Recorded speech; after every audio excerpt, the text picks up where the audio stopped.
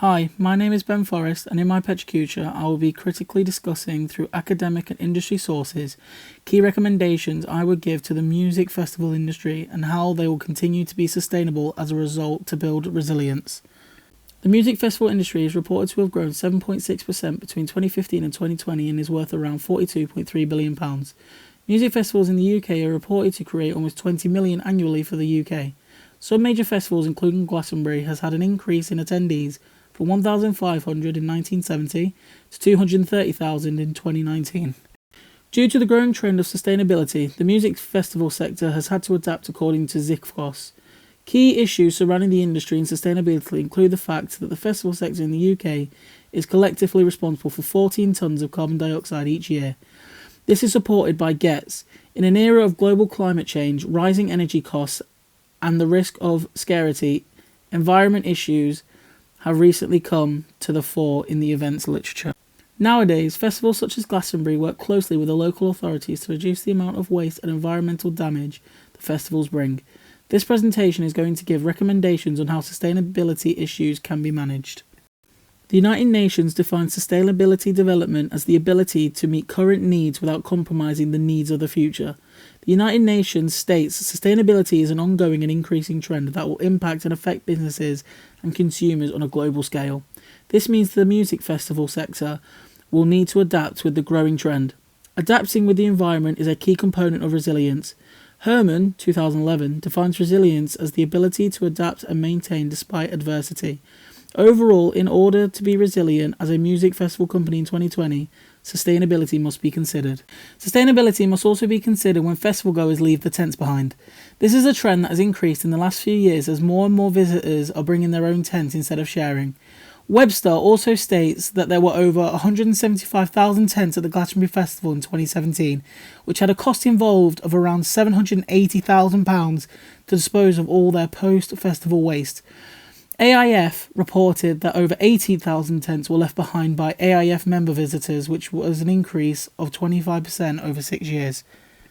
Therefore, it is recommended by Festival Insights that the festival organisers can partner up with Car Tent, who produce 100% recyclable tents from cardboard, which will increase sustainability. Festival Insights also states that imposing fines on festival goers for leaving tents would be an effective method to reduce waste. Hope Solution also suggests that only 9% of all plastics have been recycled in the last 60 years. The second recommendation involves the lack of biodegradable disposables. Hope Solutions found music festivals and live events in the UK use over 100 million single-use plastic cups each year. Hope Solutions suggests it would be beneficial to use biodegradable cups at music festivals. However, Saracusa suggests that music festivals that supply biodegradable cups to attendees do not necessarily dispose of them correctly. This is a huge negative as the cost to have biodegradable cups at a festival will be more expensive for them not to correctly be disposed of. Music festivals such as Glastonbury have committed to being more sustainable by using products and introducing schemes that use stainless steel cups. The scheme allows customers to pay £5 per cup and then having the option to return the cup at the end of festival to receive a full refund. These stainless steel cups are made of almost 80% recycled British steel. However, Theresa Moore, the director of a Greener Festival speaker, states that we are moving backwards in the music festival sustainability as we are unable to use the reusable cups due to guidelines on the global pandemic, COVID-19. This also comes at a cost to the festival as washing the cups after use would not be deemed safe in today's climate involving COVID-19. Festival sustainability is also impacted by a high carbon footprint. Jam Packs reported that 72% of people will travel between 70 and 140 miles on average by car to attend festivals and found that these cars had one or two or more people in them.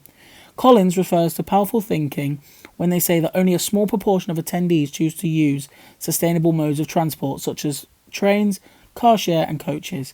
It would be recommended to reward customers for conducting sustainable practices.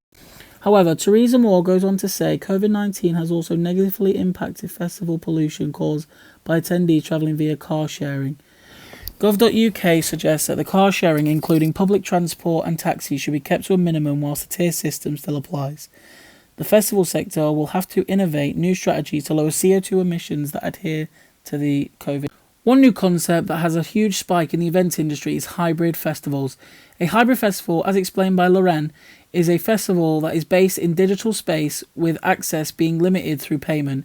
Digital festivals are becoming more and more popular as COVID-19 restrictions. Hybrid festivals may be the future for the music festival sector. Incorporating technology would allow lower CO2 emissions and therefore a more sustainable festival. Embedding technology into festivals may boost the sector's resilience as it will allow them to be adaptable during times of adversity, such as a pandemic. However, hybrid festivals do have their negative points. Firstly, Coden suggests that making festivals an online platform will not be as immersive as face-to-face communication and interaction is more enriching than watching the same performance over a screen. Coden also suggests that there will be a lower turnout as people will be more tempted to watch the festival at their own time and leisure. One issue regarding sustainability the festival sector will always face is human waste. Eventbrite suggests that an average flush uses between 6 to 15 litres of water and usually consists of drinking water. Furthermore, transporting millions of litres of human waste will also cause higher overall emissions for festivals, as well as the cost involved. Eventbrite also implies that chemicals used can be harmful for the natural biological methods used to treat sewage at sewage plants. Leng suggests that one way to lower the amount of waste generated by events is to use green alternatives such as non-flush or composite toilets. This is supported by Boom Festival as human waste is regarded as brown gold.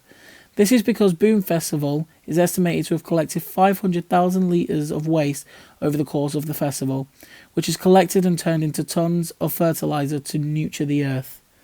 However, being sustainable can not only be very expensive for smaller event companies, but sometimes not an option. Events and festivals are moving towards greener, more sustainable ways in which their festivals can be run, but at a slow pace. Big worldwide festivals such as Glastonbury and Boom Festivals, as mentioned above, are leading the way for the smaller and more modern festivals taking place today.